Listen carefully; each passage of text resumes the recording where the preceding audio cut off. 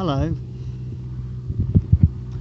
Right, yeah. Worldwide, there's more people in slavery today than at any other point in human history. It's ridiculous that 250 years after the abolition we are still fighting it, but we are.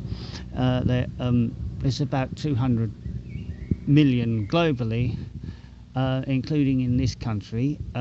What we know, sexual slavery, um, forced labour, domestic servitude, children being smuggled into the country, forced to work in cannabis factories, etc. This is why there is a need for a modern slavery bill, which is why our brilliant government is actually bringing one in. But there has to be more awareness that this is actually happening so that society can be strong enough to fight this, because society is unaware. So in society needs to be empowered so that people can recognize the evil when it takes place, so that it is exposed. Being trafficked into this country and forced to commit benefit fraud.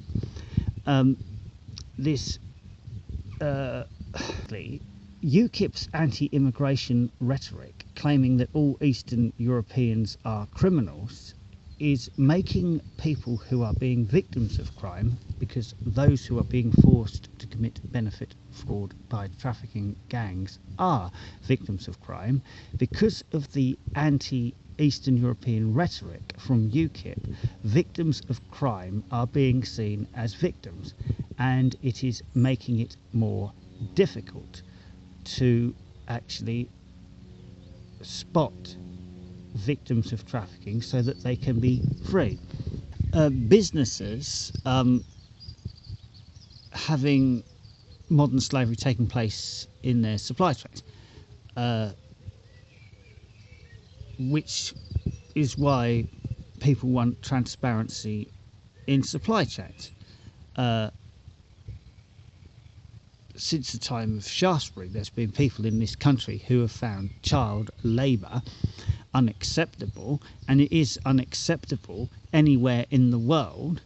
And if children are making our clothes in sweatshops, then we should be able to know that, and businesses should be able to know that that's what's happening in the supply chain, so that they can make an ethical choice not to do business.